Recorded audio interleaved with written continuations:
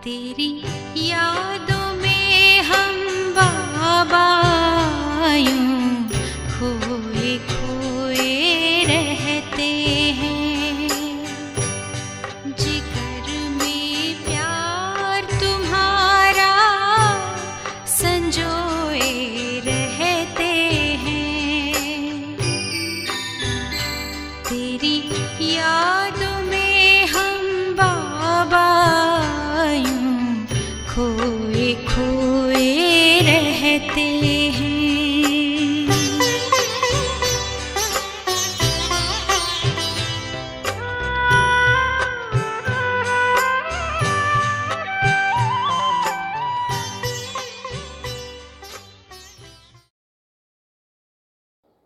ఓం శాంతి.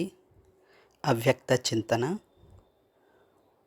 3వ తారీఖు మార్చ్ 2024 ఆదివారం రోజు జరిగిన అవ్యక్త చింతనను మనం చేస్తున్నాము. ఇది 2వ భాగం. మొదటి భాగంలో బాబా పిల్లలైన మనందరి యొక్క అదృష్టాన్ని చాలా విశేషంగా వర్ణించారు. ఒకవేళ అదృష్టవంతులను చూడాలనుకున్నా, ప్రపంచంలోనే అత్యంత ధనవంతులని చూడాలనుకున్నా బాబా పిల్లల్ని చూడండి అని బాబా చాలా ఆత్మిక గర్వంతో, శుద్ధమైన గర్వంతో చెప్పారు. బాప్దాదా మనకిచ్చిన అనేక ఖజానాలను గుర్తు చేయించారు. జ్ఞాన ఖజానా, శక్తుల ఖజానా, సర్వగుణాల ఖజానా, సంతోష ఖజానా, సర్వగుణాల ఖజానా, సంతోష ఖజానా. అదేవిధంగా ప్రతి ఒక్కరికి సుఖశాంతుల మార్గాన్ని తెలిపించడం ద్వారా వచ్చే ఆశీర్వాదాల ఖజానాల గురించి బాబా మనకి విశేషంగా గుర్తు చేశారు. మొదటి భాగం యొక్క సారం ఏంటి అంటే, ఒక్క మాటలో మనం చెప్పుకోవాలి అనుకుంటే బాప్దాదా చెప్పారు, ప్రతి అడుగులో కూడా పదమాల సంపాదన ఇమిడి ఉంది. మొత్తం రోజంతటిలో 1 లేదా 2 అడుగులైనా సరే బాబా స్మృతిలో ఉంటూ వేస్తే ఆ ప్రతి అడుగులో కూడా పదమాల రెక్కతో పూర్తి రోజంతటిలో పదమాలు జమ అయిపోతాయి అని బాబా చెప్పారు. కనుక మనం పూర్తి రోజంతా కూడా ఎన్ని అడుగులు వేసుకుంటే అన్ని అడుగులలో బాబా స్మృతి ఉంటే మనకి పదమాల సంపాదన జమ అవుతుంది. ఏ కర్మ అయినా చేయవచ్చు, కానీ ఎవరి స్మృతిలో ఉంటూ మనం కర్మ చేసుకోవాలి? బాప్దాదా యొక్క స్మృతిలో ఉంటూ కర్మ చేస్తే మనకన్నా మించిన పదమ భాగ్యశాలులు మరెవ్వరూ ఉండరు అని బాప్దాదా మనకి తెలియచేశారు. ఇప్పుడు మిగతా భాగం విందాము. బాప్దాదా ముఖ్యంగా స్పష్టంగా చెప్తున్నారు, అటెన్షన్ ప్లీజ్, దయచేసి గమనముంచండి అని బాప్దాదా చెప్తున్నారు. ఏ విషయంలో బాప్దాదా అటెన్షన్ ప్లీజ్ అని అన్నారంటే, బాబా ప్రతి బ్రాహ్మణ పుత్రుడిని బంధనముక్తులుగా, జీవన్ముక్తులుగా తయారు చేయాల్సిందే. ఏ విధి ద్వారా అయినా సరే చెయ్యడమైతే తప్పనిసరి అని బాప్దాదా చెప్పారు. ఈ పాయింట్ని మనం చాలా విచారసాగర మదనం, చింతన చేయాల్సి ఉంది. తప్పకుండా బాబా పిల్లలైన మనందరినీ బంధనముక్తులుగా చేసేస్తారు, చెయ్యకుండా ఉండరని కాదు. బాబా ఈ మురళీలో చెప్పారు, ఎన్ని పద్ధతులు ఉన్నాయో మీకు తెలుసు కదా, ఈ విషయంలో తెలివైన వారే కదా అని బాప్దాదా చెప్తున్నారు. పద్ధతులు చాలా ఉన్నాయి, కానీ పద్ధతైన పద్ధతితో మనం ముందే బంధనముక్తులుగా, జీవన్ముక్తులుగా మన తీవ్రమైన పురుషార్థం ద్వారా, శ్రేష్ఠ పురుషార్థం ద్వారా తయారయ్యామనుకోండి, బాప్దాదా చాలా హర్షితమవుతారు.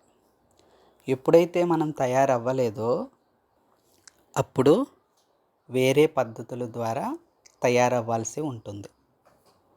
ఆఖరికి మాత్రం తయారవ్వాల్సిందే, బంధన్ముక్తులుగా తయారవ్వాలి, జీవన్ముక్తులుగా తయారవ్వాలి. కాబట్టి బాబా పదే చెప్పారు, అటెన్షన్ ప్లీజ్. స్వయానికి స్వయం బంధనం నుంచి ముక్తులుగా అవ్వాలి. ఏ బంధన మనకు ఉండకూడదు.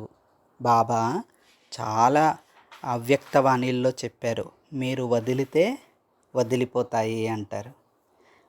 మెజారిటీ మన బంధనాలన్నీ కూడా మనం పట్టుకున్నవే. ఎలా పట్టుకుని ఉన్నాం? ఆలోచనలతో పట్టుకుని ఉన్నాం. ముందు నేను ఇది చేయలేను, నేను అది చేయలేను, నా వల్ల కాదు, ఇలాంటి కొన్ని సంకల్ప సహితంతో కూడిన బంధనాలు మనం కొన్ని ఏర్పరచుకుని వాటిని పదే పదే వర్ణన చేస్తూ ఆ బంధనాలను ఇంకా దృఢంగా చేసేసుకుంటున్నమాట. కాబట్టి ఈ భాగంలో బాప్దాదా అటెన్షన్ ప్లీజ్ అని అంటూ ఏమి అమూల్య మహావాక్యాలు వినిపించారో, ఎటువంటి గుహ్యమైన జ్ఞానం మహావాక్యాలను వినిపించారో విందాము. ఈనాటి వర్తమాన పరివర్తన సమయాన్ని, తీవ్ర వేగాన్ని చూసి పిల్లల యొక్క పురుషార్థ వేగాన్ని కూడా బాబా చెక్ చేస్తున్నారు. ఎందుకంటే ప్రతి పుత్రుడు సమయానికి ముందే జీవన్ముక్త స్థితిలో సదా చూడాలని బాప్దాదా కోరుకుంటున్నారంట. తండ్రి నుండి ముక్తి జీవన్ముక్తుల వారసత్వాన్ని తీసుకోండి అని మీరు అందరికీ చెప్తారు కదా, కానీ మీకైతే మీరు ముక్తి లేక జీవన్ముక్తుల వారసత్వం లభించిందా అని పరిశీలించుకోండి. సత్యుగంలో లేదా ముక్తిధామంలో ముక్తి లేదా జీవన్ముక్తులను అనుభవం చేయలేరు. అక్కడ అనుభవం చేసేది ఏమి ఉండదు. ప్రారబ్ధాన్ని పొందడమే అక్కడ. దాన్ని అనుభవం చేయడం అనేది ఉండదు కదా. ఆ జీవన్ముక్త స్థితి కావచ్చు, ఆ ముక్తి స్థితి కావచ్చు, లేకపోతే బంధన ముక్త స్థితి కావచ్చు, అది ఇప్పుడే, ఈ సంగమయుగంలోనే, ఈ సెకనే. ఇప్పుడు లేదంటే మరెప్పుడు లేదు అని అంటారు కదా బాబా. కాబట్టి బాప్దాదా చెప్పినట్లుగా ఇప్పుడు ఈ సంగమయుగంలోనే ఆ స్థితిని అనుభవం చేయాలి. జీవితంలోనే ఉంటూ సమయం ఎలా ఉన్నా సరే, సమయం నాజూకుగా ఉన్నా, పరిస్థితులు, సమస్యలు, వాయుమండలం డబల్ కలుషితంగా ఉన్నా, వాయుమండలం డబల్ కలుషితం కదా, నీరు, గాలి, ఆహార పదార్థాలు ఇప్పుడు ఏవి ప్యూర్గా ఉన్నాయి, ఎలా పంట పండుతున్నాయో ఇది అందరికీ తెలిసిందే. ఆహార పదార్థాలు మనం మార్కెట్లో కొనుక్కుంటున్నవి, దొరికేవి, ఇవన్నీ కూడా పెస్టిసైడ్స్ లేకుండా పండించడం అనేది జరగటం లేదు. ఆ విషయం అన్నీ చూస్తున్నాం. అదే బాప్దాదా చెప్తున్నారు, వాయుమండలం డబల్ కలుషితంగా అయిపోయినప్పటికీ కూడా వాటన్నిటి ప్రభావం నుండి దూరంగా ఉండాలి. మన మనసు బుద్ధులను వీటి నుండి అతీతంగా తీసుకుపోవాలి. మరి అలా తీసుకువెళ్ళే అభ్యాసం మనం ఇప్పుడే చేయాలి. ఇప్పుడే ఆ అభ్యాసాన్ని దృఢంగా చేసుకుంటూ ఉండాలి. సమయం ఎలాగుంటుందో తెలియదు. వర్షాకాలము ఒకే రోజులో ఉదయం వర్షాకాలం, సాయంత్రం శీతాకాలం, రాత్రి వానాకాలం కింద తయారయ్యింది ఇప్పుడు ఈనాటి పరిస్థితులు చూస్తే. అలాగే కదా ఉంటుంది. కాబట్టి ఈ సీజన్ కూడా చాలా వేగంగా మారిపోతూ ఉంది. అలాగే సమస్యలు కూడా చాలా ఎక్కువగా వస్తున్నాయి. ప్రతిదీ కూడా సమస్యగానే కనిపిస్తుంది. అందులోనూ మన బ్రాహ్మణాత్మలము ఆ సంకల్పాల్లో కూడా ఆ సమస్యలని ఆలోచిస్తూ ఆ సమస్య స్వరూపంగా అయిపోతున్నాం. ఎక్కువగా ఒకటే వచ్చింది చిన్న సమస్య కావచ్చు, దాన్ని మనం ఎక్కువగా ఆలోచిస్తూ బుడగని ఊది ఊది పెద్దది చేసినట్లుగా ఆ సమస్యని ఇంకా పెద్దది చేసుకుంటున్నాం కదా. కాబట్టి వీటన్నిటి నుండి అతీతంగా ఉండాలి అంటున్నారు బాబా. ఇక్కడే జీవించాలి, ఎక్కడికో వెళ్ళిపోయి తపస్సు చేద్దామంటాం కాదు. ఈ జీవితంలో ఉంటూనే ఈ అన్ని రకరకాల బంధనాల నుండి ముక్తులుగా అయిపోవాలి. ఇదొక పాయింట్. బాబా మళ్ళా చెప్పారు, సూక్ష్మ బంధన కూడా ఉండకూడదు. ఇవన్నీ కనిపిస్తున్నాయి, ఎండ, వాన, చలి, ఇవన్నీ కనిపిస్తాయి స్థూలమైన సమస్యలు. కానీ సూక్ష్మ బంధనాలు, మనసుని మనం బాబా వైపు పంపిద్దాం, మనసుని కూర్చుంటాం బాబా దగ్గర, కానీ ఏదో ఎటువైపు వెళ్ళిపోతుంది మనసు బంధన. బుద్ధి ఏవేవో విషయాలను చూపిస్తుంది. మనసు ఏమో ఒకటి సంకల్పం చేస్తున్నాము, బుద్ధి ఏమో మరొకటి చూపిస్తూ ఉంది, విజువలైజేషన్ చేస్తుంది. ఈ రెండు ఏకాగ్రం అవ్వట్లేదు, ఏకాగ్రత లేదు. ఇది సూక్ష్మ బంధనం కదా. అంటే ఏదో ఒక మనం సూక్ష్మమైన వికారం చేసి ఉన్నా, లేకపోతే బాబా చెప్పినట్లు యథార్థ రీతిలో శ్రీమతానుసారం మనం పురుషార్థం చేయకపోయినా ఈ సూక్ష్మ బంధనాల్లో ఇంకా ఇంకా బంధింపబడి ఉండిపోతాం. కాబట్టి మనం ఈ బంధనాల నుండి చివర్లో అవుతాంలే, ఇంకా సమయం ఉంది కదా అనుకుంటే అవ్వదు. బాబా అంటున్నారు, చివర్లో కాదు, ఇప్పుడే అవ్వాలి. చివర్లో అయ్యేందుకు బదులు ఇప్పుడే అవ్వాలి అని భావించేవారు చేతులెత్తండి అని బాబా చెప్పారు. అందుకనే చేతులెత్తారు బాబా పిల్లలు. కానీ అప్పుడు ఆ దృశ్యాన్ని చూసి బాప్దాదా ఏమన్నారంటే, అటెన్షన్ ప్లీజ్. పిల్లలు చాలా తెలివైన వాళ్ళు, చాలా చతురతను చూపిస్తున్నారు, కానీ చూపించండి. అయినప్పటికీ బాప్దాదా ఇప్పటి నుండే స్పష్టంగా చెప్తున్నారు, అటెన్షన్ ప్లీజ్.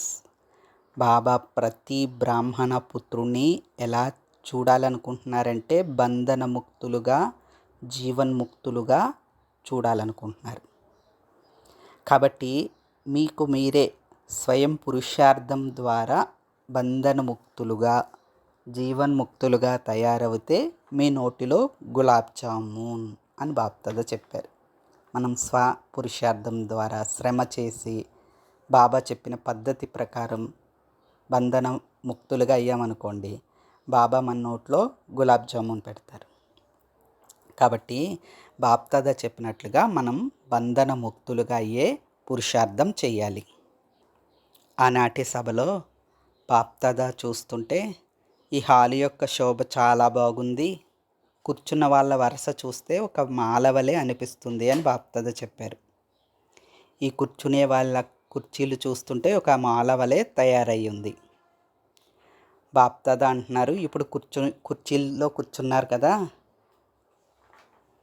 కూర్చోండి, ఇప్పుడు జీవన్ముక్త సీటుపై కూర్చోండి అని విజిల్ మోగించినప్పుడు కూర్చుంటారా, లేకపోతే ఇప్పుడే కుర్చీపై కూర్చుని ఉన్నారా అని బాప్దాదా అడిగారన్నమాట. బాప్దాదా అంతిమ సమయానుసారంగా ఇప్పుడు జీవన్ముక్తి సీటుపై కూర్చోండి అని విజిల్ మోగించారనుకోండి, అప్పుడు కూర్చుంటారా లేక ఇప్పటి నుండి కూర్చుని ఉన్నారా అని బాప్దాదా అడిగారన్నమాట. అయితే మనం డైమండ్ హాల్లో కూర్చున్నప్పుడు చైర్స్ ఉండవు కదా, కింద కూర్చుని ఉంటాం కదా చాలామంది. బాప్దాదా అందుకు చెప్తున్నారు, అలాగని కింద నేలపై కూర్చున్న వారు జీవన్ముక్త సీట్ లేదా కుర్చీ తీసుకోరని కాదు, మొదట మీరే తీసుకుంటారు. ఎందుకు అంటున్నారు బాబా కింద కూర్చునే వారి గురించి? కింద కూర్చోవడం అంటే తపస్సుకి గుర్తంట. మరి తపస్సు ఎక్కడ చేస్తారు? కుర్చీలో కూర్చొని చేయరు కదా తపస్వి మూర్తులు. స్మృతి చిహ్నాల్లో ఎలా చూపిస్తారు? అడవుల్లో ఒక విశేష ఆసనంపై మామూలుగా ఒక చాప మీదో ఎక్కడో కూర్చుని చేస్తూ ఉంటారన్నమాట. కిందే కూర్చుని చేస్తూ ఉంటారు. అందుకు బాప్దాదా చెప్తున్నారు, కింద కూర్చున్న వాళ్ళు తపస్వి మూర్తులు. అంతేకాదు ఆరోగ్యానికి గుర్తు. ఆరోగ్యం ఉంది, తపస్సు ద్వారా ఖజానాల ఐశ్వర్యం ఉంది. కాబట్టి ఎక్కడైతే ఆరోగ్యం, ఐశ్వర్యం ఉంటాయో అక్కడ సంతోషం ఉండనే ఉంటుంది. చెప్తారు కదా మామూలుగా, హెల్త్, వెల్త్, హ్యాపీనెస్. మనిషి జీవితానికి 3 చాలా అవసరం అని అంటారు. ఎప్పుడైతే హెల్త్, వెల్త్ ఉందో ఆటోమేటికల్గా అపారమైన సంతోషం ఉండనే ఉంటుంది. కాబట్టి కింద కూర్చున్న వాళ్ళైనా, కుర్చీలో కూర్చున్న వాళ్ళైనా, మనం స్థూలంగా ఎలా కూర్చున్న మధువనంలో ఉన్న వాళ్ళైనా, బయట సెంటర్స్లో కూర్చుని మురళి వింటున్న వాళ్ళమైనా, బాప్దాదా చెప్పే ఒకే ఒక సూచన ఏంటి అంటే బంధన ముక్తులుగా అవ్వండి, జీవన్ముక్తులుగా అవ్వండి, బంధనాల నుంచి బయటికి రండి అని బాప్దాదా చెప్తున్నారు. బాప్దాదా చూశారంట 3 రకాల స్థితి గల పిల్లల్ని చూశారంట. మొదటిది పురుషార్థులు, వీరిలో తీవ్ర పురుషార్థులు కూడా ఉన్నారంట. రెండవ జాబితా పురుషార్థ ప్రాలబ్ధమైన జీవన్ముక్త అవస్థను అనుభవం చేసే పిల్లలు. ఇక మూడవ జాబితా అంతిమ సంపూర్ణ స్థితి, అనగా దేహంలో ఉంటూ కూడా విదేహీ స్థితి యొక్క అనుభవం చేసే పిల్లలు. ఈ 3 స్థితులను చూశారంట బాబా. మరి ఈ మురళి యొక్క హెడ్డింగ్ ఏంటి? సేవలో ఉంటూ సేవ చేస్తూ దేహంలో ఉంటూ విదేహీ స్థితి యొక్క అనుభవాన్ని పెంచుకోండి అని బాప్దాద చెప్పారు. సేవ ఆపకూడదు, విదేహీ స్థితి యొక్క అనుభవం కూడా ఆపకూడదు. శరీరం కదులుతూ ఉన్నా కూడా శరీరం లేని స్థితిని అనుభవం చెయ్యాలి అని బాప్దాద ఈ హెడ్డింగ్లో చెప్పారు. కాబట్టి ఈ 3వ రకమైన స్థితి, మొదటిది తీవ్ర పురుషార్థ స్థితి, సరే కదా. రెండవది పురుషార్థ ప్రాలబ్ధమైన జీవన్ముక్త స్థితి. ఇక 3వది అంతిమ సంపూర్ణ స్థితి, అంటే ఈ దేహంలో ఉంటూ కూడా విదేహీ స్థితి యొక్క అనుభవం. మరి బాప్దాద చెప్తారు కదా, అంతిమ సమయంలో ఎవరైతే అనేక దాడులు గొడవలు జరుగుతుంటాయి కదా, కొట్లాట్లు ఇవి జరుగుతుంటాయి కదా, ఎవరైతే విదేహీ స్థితిలో ఉంటారో, అశరీరీ స్థితిలో ఉంటారో, వారు ఇతరులకి ఒక నక్షత్రం వలె, ఒక జ్యోతిర్బిందు స్వరూపం వలె కనిపిస్తారంట. ఇప్పుడు కూడా చూడండి, ఎవరైనా మనం కూర్చొని ఉంటాం, పలానా వాళ్ళు మనకు తెలిసిన వాళ్ళు ఇలా వచ్చి మన ముందు నుండే వెళ్ళిపోతారు. వెళ్ళి వచ్చేటప్పుడు మీరు ఇక్కడే ఉన్నారా, మేము చూసుకోలేదే, పరధ్యానంలో వెళ్ళిపోయామే అంటారు. మనం ఉన్నప్పటికీ స్థూలంగా మన శరీరం కనిపించదు, మన యొక్క ఇది వాళ్ళకి ఏమీ అర్థం అవ్వకుండా వెళ్ళిపోతారు అన్నమాట.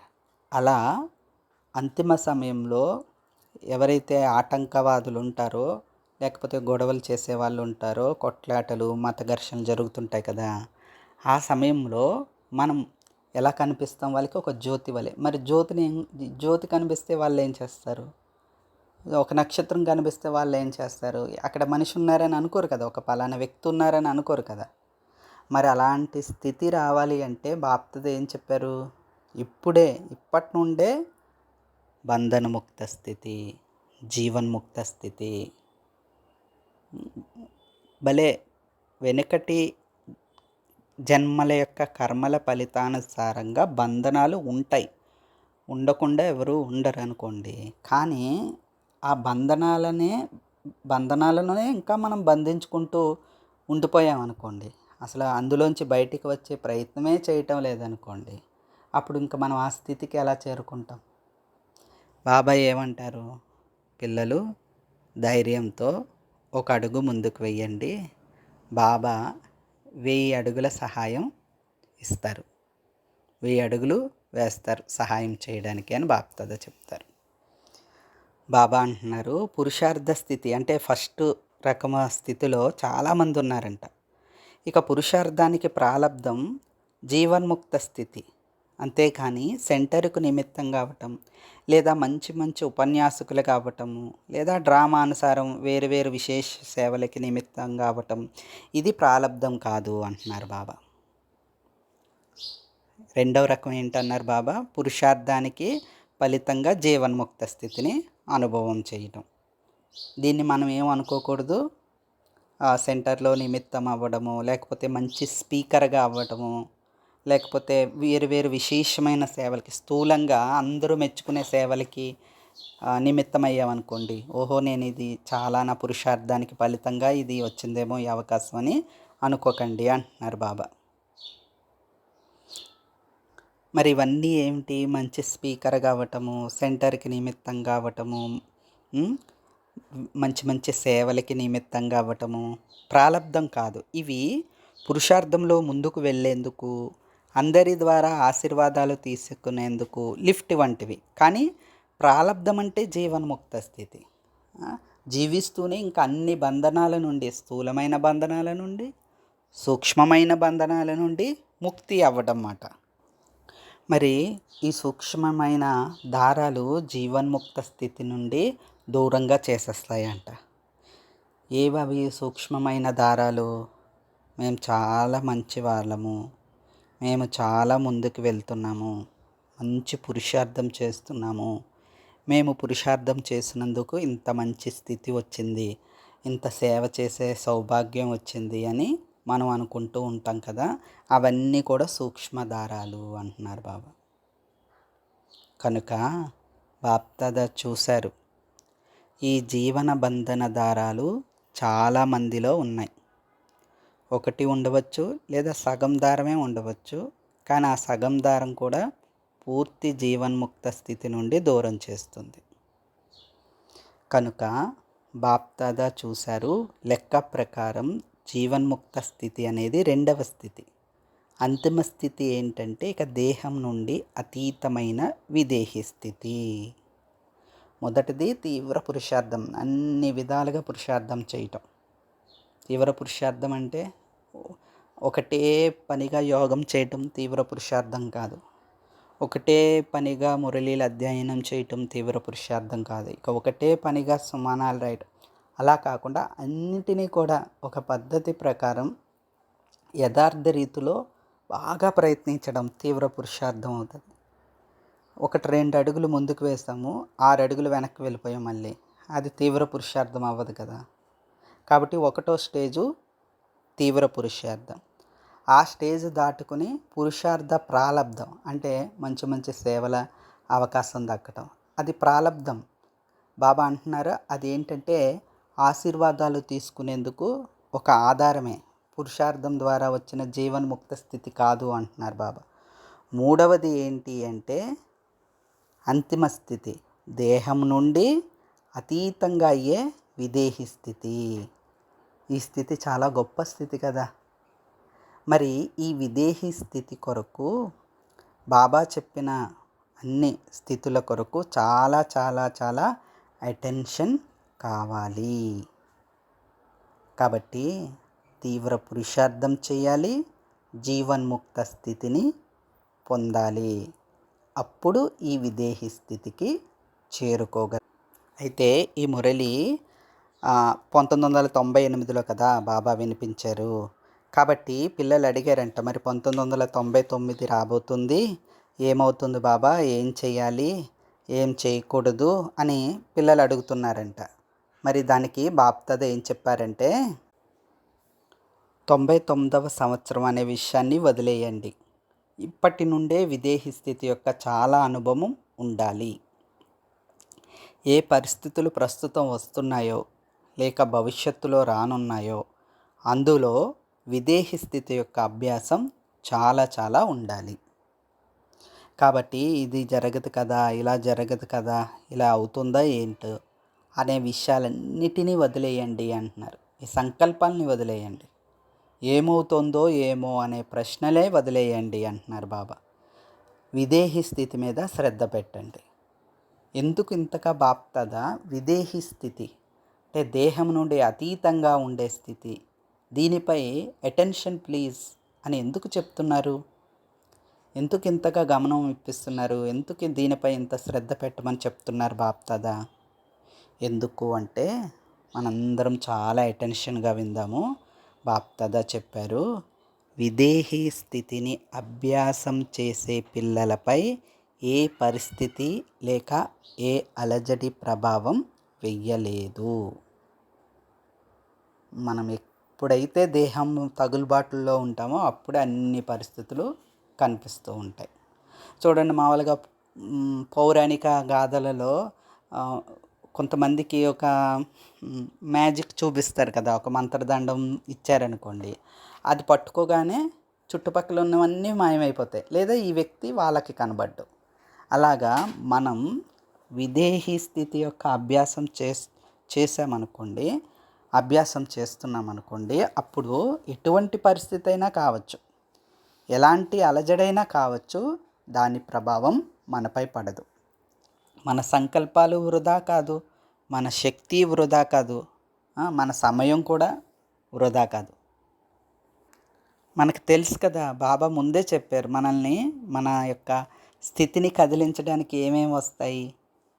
ప్రకృతి యొక్క పంచతత్వాలు కదిలించే ప్రయత్నం చేసిన విదేహీ స్థితిని అభ్యాసం చేసే ఆత్మ పూర్తి అచంచలముగా స్థిరంగా ఉంటూ పాస్వితానర్గా అవుతుంది.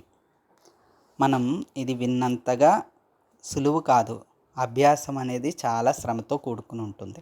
ఎప్పుడైతే నిరంతరం అభ్యాసం చేస్తామో ఆ శ్రమ కూడా ఉండదు. కాబట్టి పంచతత్వాలు అంటే ఏంటి? భూమి, నీరు, ఆకాశం, వాయువు, అగ్ని, లేకపోతే వరదలు, ఆటంకాలు, భూకంపాలు, ఇవే అనుకుంటాం పంచతత్వాలతో కూడిన పరిస్థితులు అంటే.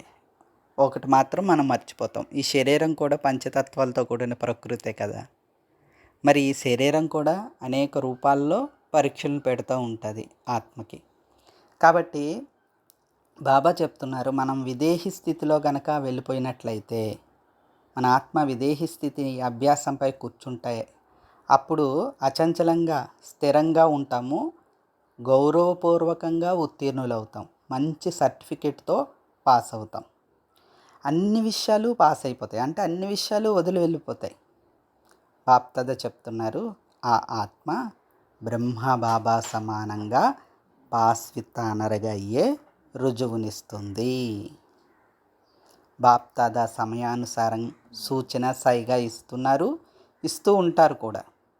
మీరు ఆలోచిస్తున్నారు, రకరకాల ప్లాన్లు కూడా తయారు చేస్తున్నారు. బాబా అంటున్నారు, తయారు చేయండి, బాగా ఆలోచించండి, కానీ ఏమవుతుందో ఏంటో అని ఆశ్చర్యవంతులుగా అయి మాత్రం ఆలోచించకండి అంటున్నారు బాబా. మెజారిటీ మనకి ఈ ప్రశ్న తొలిచేస్తుంటుంది కదా మనసులో, ఏమవుతుందో ఏంటో. ఈ యాంగ్జైటీ, ఆతృత అనేది మన స్థితిని డగ్మగ్ చేసేస్తుంది అన్నమాట. కాబట్టి బాబా అంటున్నారు, పురుషార్థం కోసం చాలా ప్లాన్లు వేయండి, మంచిగా పురుషార్థం చేయండి, తీవ్రంగా పురుషార్థం చేయండి, జీవన్ముక్త స్థితిని పొందండి. కానీ ఈ స్థితులన్నిటినీ ఒక్కసారిగా కిందకి చేసేసేది ఏంటి, ఏమవుతుందో ఏమో అని ఆశ్చర్యవంతులుగా అయ్యే సంకల్పం.